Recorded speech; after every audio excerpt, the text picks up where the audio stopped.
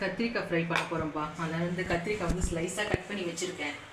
நல்லா இந்த அளவுக்கு ஸ்லைஸ் பண்ணி வச்சுருக்கேன். இஞ்சி பூண்டு பேஸ்ட்டு, கொஞ்சமாக வந்து கார்ன்ஃப்ளவர் மாவு, அதுக்கப்புறம் பார்த்தீங்கன்னா கொஞ்சமாக சால்ட்டு போட்டுக்கலாம். அதுக்கப்புறம்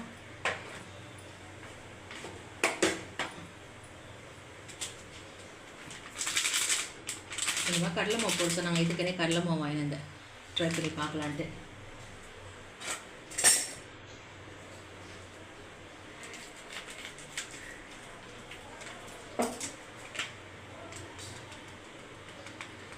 கொஞ்சமாக கடலை மாவு, அதுக்கப்புறமா கொஞ்சமாக மிளகாத்தூள். காரம் கம்மியாக தான் போட்டிருக்கேன், அப்போ ரொம்ப காரமாக போகுது. அப்புறம் கொஞ்சமாக இது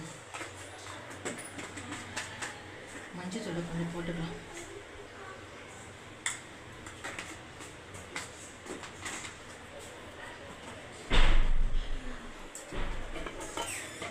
கொஞ்சமாக கரம் மசாலா,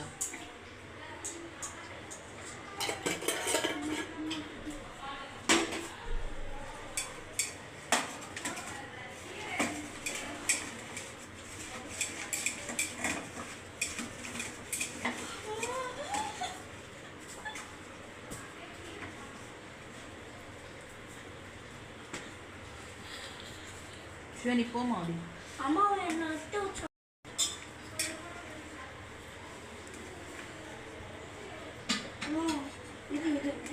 இது பார்த்துட்டே இருந்தேன் நான் வீடியோவில். இது கத்திரிக்காய் ஃப்ரை. சரி இன்றைக்கி தயிர் சாதம் தான் பண்ணியிருக்கோமா நம்ம.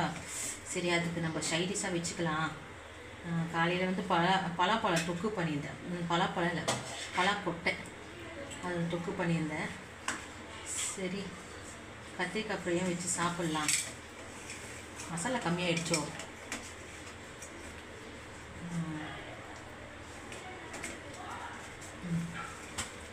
சரி மசாலா கறி வச்சா இதை கொஞ்சம் ஃப்ரை பண்ணலாம்.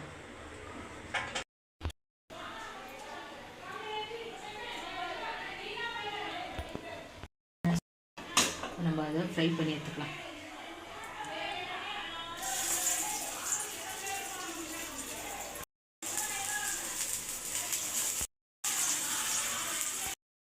ஆயாச்சு நம்மளுடைய கத்திரிக்காய் ஃப்ரை. ஆக்சுவலி பின்னால் தீஞ்சு போச்சு, இது கூட பதமாக இருக்கு. பேக் சைடில் கொண்டாலும் பதமாக வச்சுருக்கேன்.